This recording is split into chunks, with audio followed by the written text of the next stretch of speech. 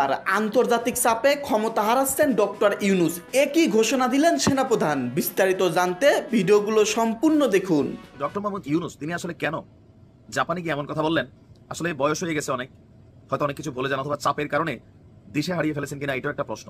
নির্বাচন নিয়ে বিএনপিকে প্রধান উপদেষ্টার দোষারোপ বোধগম্য নয়, সালাউদ্দিন আহমেদ বলছেন। অন্তর্বর্তীকালীন সরকারের প্রধান উপদেষ্টা তিনি জাপানে গিয়ে যে কথা বলেছেন, এই কথাটার তীব্র প্রতিক্রিয়া শুরু হয়েছে বাংলাদেশে। আসসালামু আলাইকুম সম্মানিত দর্শক, আজকের ভিডিওটি খুবই গুরুত্বপূর্ণ। আপনাদের অনুরোধ করতেছি ভিডিওটি সম্পূর্ণ দেখবেন। সম্মানিত দর্শক, ডক্টর মোহাম্মদ ইউনূস কঠিন বিপদে পড়ে গেছে। দর্শক, বর্তমান দেশের অবস্থা খুবই উত্তপ্ত, বেশি একটা পরিবেশ ভালো না, আপনারা সকলেই জানেন। প্রিয় দর্শক মণ্ডলী, এরই মধ্যে বিএনপিকে নিয়ে ডক্টর ইউনূস আন্তর্জাতিক অঙ্গনে মন্তব্য করার পর এবার বিএনপি কঠোর আন্দোলনে নামতেছেন। ডক্টর মোহাম্মদ ইউনূসের এবার পতন অনিবার্য। প্রিয় দর্শক, এইদিকে সেনাপ্রধানও বিএনপির সঙ্গে হাত মিলাচ্ছে ডক্টর ইউনূসকে পতন করার জন্য। সবকিছু মিলিয়ে অন্তর্বর্তীকালীন সরকার কঠিন হুমকির মুখে পড়ে গেছে। দর্শক, বেশি কথা বাড়াতে চাই না, আজকের এই ভিডিওটি আপনারা সম্পূর্ণ দেখলেই বিস্তারিত বুঝতে পারবেন। তো বেশি কথা না বাড়িয়ে আমরা মূল ভিডিওতে চলে যাই। আপনারা মনোযোগ সহকারে বিস্তারিত ভিডিওগুলো সম্পূর্ণ দেখতে থাকুন। পরিস্থিতি যা ধারণ করেছে, ডক্টর মোহাম্মদ ইউনূস বাংলাদেশে আওয়ামী লীগ সরকার পতনের আগ পর্যন্ত টোটালি মান সম্মান ইজ্জতে সারা বাংলাদেশের মানুষের কাছে জায়গা পেয়েছিলেন, শুধুমাত্র আওয়ামী লীগ ছাড়া। তখন ডক্টর মোহাম্মদ ইউনূসের হেটার্সদের মধ্যে শুধুমাত্র আওয়ামী লীগ আমরা ধরতে পারি। দেশের ধরেন 40% জনগণ ভোটের হিসাব করলে একটা ক্যালকুলেশন থেকে যেটা আসে সামনে, আর বাকি 60% জনগণ ছিলেন তার পক্ষে। কিন্তু 5ই আগস্টের পর আজকের দিনে ওনার হেটার্সের সংখ্যা নিয়ার অ্যাবাউট 70% প্লাস। আর যে অবশিষ্ট 30% আছে সেটাও এনসিপি এবং জামাতের। এই মুহূর্তে বিএনপির প্রত্যেকটি কর্মী, তারা আমার ধারণা যে হাতে গোনা হয়তো 2-4 জন বাদ যেতে পারে, তারা ডক্টর মোহাম্মদ ইউনূসকে মনে মনে প্রতিদিন এত এত ভালোবাসা নিয়ে দোয়া করেন বা ভালোবাসামূলক শব্দ বলেন, যেগুলো আমরা হয়তো বলতে পারি না। তবে ডক্টর মোহাম্মদ ইউনূসকে আসলে রাজনীতি বোঝেন? আমার কাছে মনে হয় বোঝেন না। যদি বুঝতেনি তাহলে তার বোঝা উচিত ছিল যে বিএনপিকে নিয়ে তিনি যেভাবে খেলছেন, আমরা খেলছেন এই কারণে বললাম, ইন্টারন্যাশনাল লেভেলে গিয়ে আন্তর্জাতিক গণমাধ্যমে গিয়ে বিএনপিকে ঘিরে তিনি যে একটা মন্তব্য করেছেন, এটা কখনোই তার সরকারের জায়গা থেকে তিনি কিন্তু করতে পারেন না। তিনি বলছিলেন যে একটি দলই শুধু নির্বাচন চায়, কিন্তু তার এই বক্তব্যকে মিথ্যা প্রমাণিত করেছে 12 দলীয় জোট। বিএনপির সাথে যে 12 দলীয় জোটের আপনার কি বলা হয় যে কানেক্টিভিটি আছে, এরা প্রত্যেকেই নিবন্ধিত, ইভেন নির্বাচনের জন্য তারা মুখিয়ে আছে। এই দলগুলো আজকে একটা বিবৃতি দিয়েছে, আর ওই বিবৃতির পর বিএনপি বলছে শুধুমাত্র একটি লোক ডিসেম্বরে নির্বাচন চায় না, সেটা হচ্ছে ডক্টর ইউনূস। পাল্টাপাল্টি অবস্থানে মান সম্মান আসলে কার যাচ্ছে, সেটাই হচ্ছে বড় কথা। ডক্টর ইউনূসকে এক ধরনের মিথ্যাবাদী হিসেবেই প্রমাণিত করার চেষ্টা করা হয়ে গেছে। ইভেন এই বক্তব্য যখন সামনে আসছে, তার মানে ডক্টর মোহাম্মদ ইউনূসের কাছে হয়তো তথ্যগত ঘাটতি ছিল, অথবা তিনি সজ্ঞানে উদ্দেশ্য প্রণোদিতভাবেই এই মিথ্যাটা বলেছেন। এখন আমরা কেন মিথ্যা বললাম?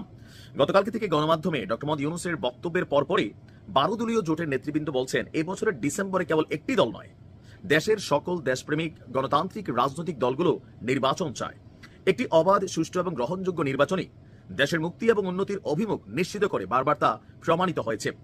গণমাধ্যমে পাঠানো এক বিবৃতিতে 12 দলীয় জোটের নেতারা বলছেন যে জাপান সফররত প্রধান উপদেষ্টা ডক্টর ইউনূস নিক্কেই ফোরামে যোগ দিতে গিয়ে এক সাক্ষাৎকারে বলেছেন, ডিসেম্বরে মাত্র একটি দল নির্বাচন চায়।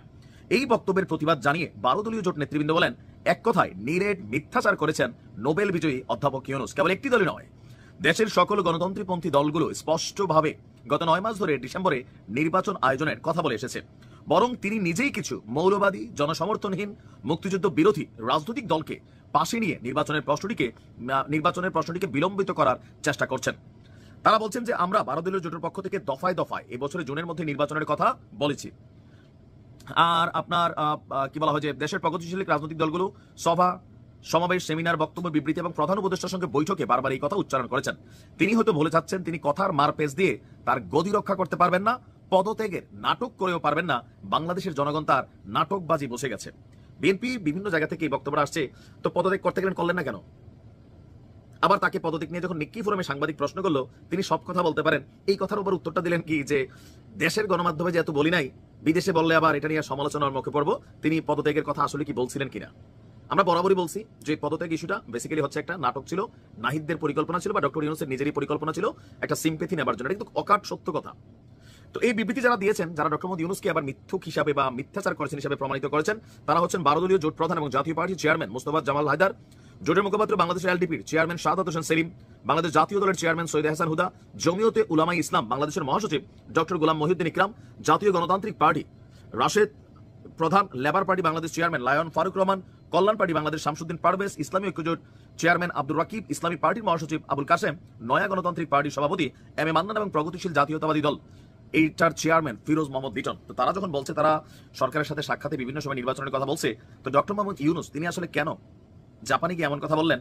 আসলে বয়স হয়ে গেছে অনেক, হয়তো অনেক কিছু বলে যান অথবা চাপের কারণে দিশে হারিয়ে ফেলেছেন কিনা, এটাও একটা প্রশ্ন। নির্বাচন নিয়ে বিএনপিকে প্রধান উপদেষ্টার দোষারোপ বোধগম্য নয়, সালাউদ্দিন আহমেদ বলছেন। ডক্টর মোহাম্মদ ইউনূস জাপানে যে কথা বলেছেন তারপর থেকেই প্রতিক্রিয়া শুরু হয়েছে বিএনপি নেতাদের। তারা নানাভাবে সেটি ব্যাখ্যা করার চেষ্টা করছে যে তিনি কেন বললেন শুধু বিএনপি চায়। বিএনপির সঙ্গে সমমনা অনেকগুলো দল আছে, তারাও বলেছে যে তারাও ডিসেম্বরে চায়।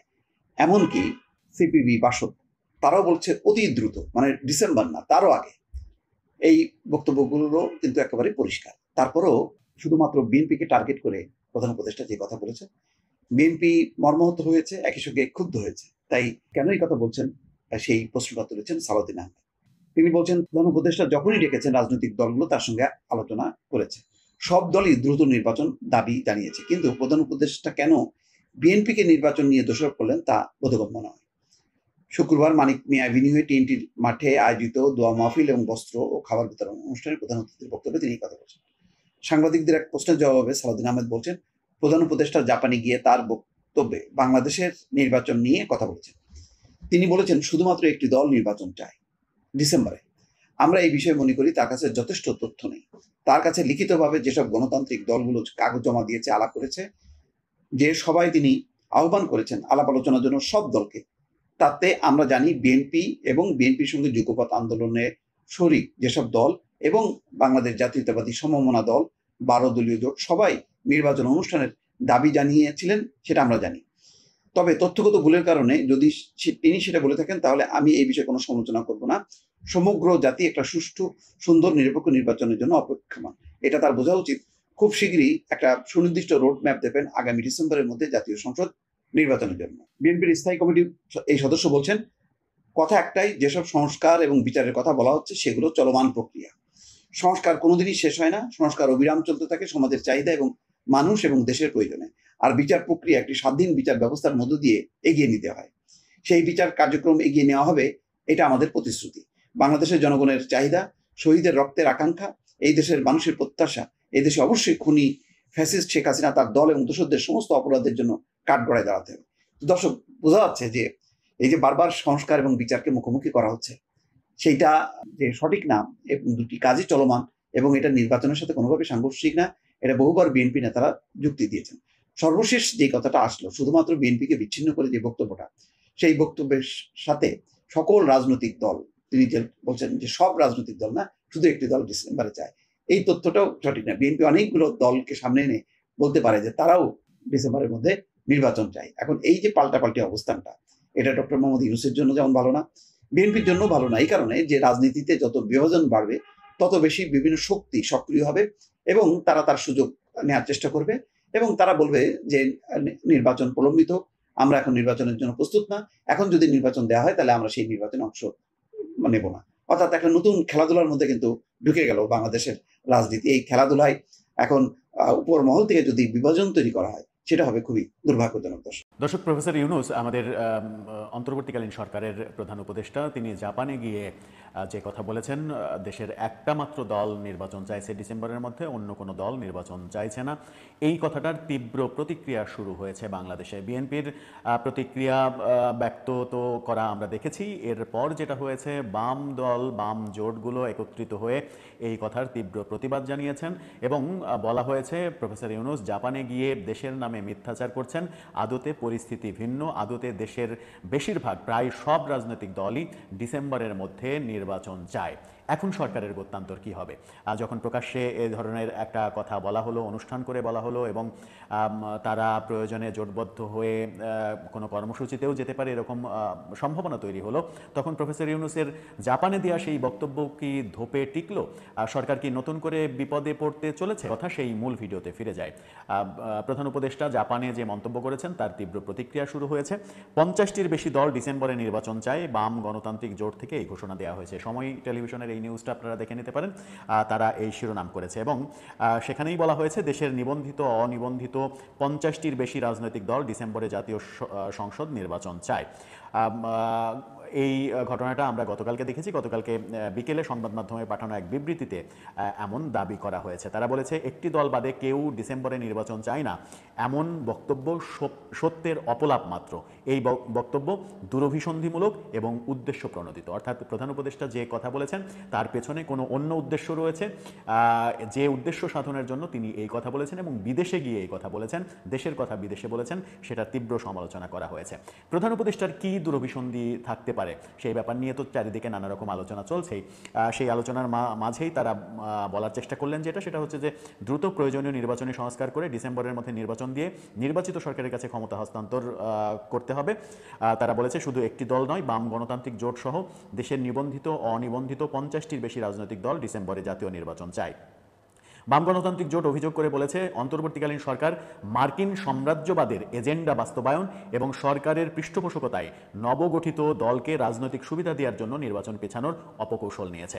একই উদ্দেশ্যে সরকারি পৃষ্ঠপোষকতায় নবগঠিত একটি রাজনৈতিক দল এবং 71-এর যুদ্ধাপরাধী ও মানবতা বিরোধী কতিপয় উগ্র সাম্প্রদায়িক দল ও গোষ্ঠী নির্বাচন বানচাল করতে দেশে অস্থিতিশীল নৈরাজ্যকর পরিস্থিতি সৃষ্টির নানা রকম অপতৎপরতা চালাচ্ছে, যা দেশকে ভয়ঙ্কর পরিস্থিতিতে নিপতিত করবে।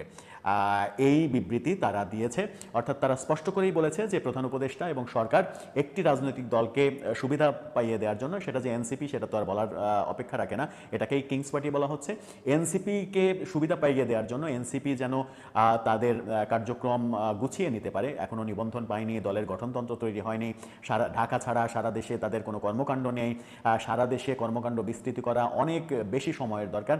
সেই অনেক বেশি সময় অন্তত তাদেরকে 5 বছর সময় দেওয়ার প্রক্রিয়া শুরু করেছে সরকার, এরকম অভিযোগ অনেক দিন থেকেই শোনা যাচ্ছিল।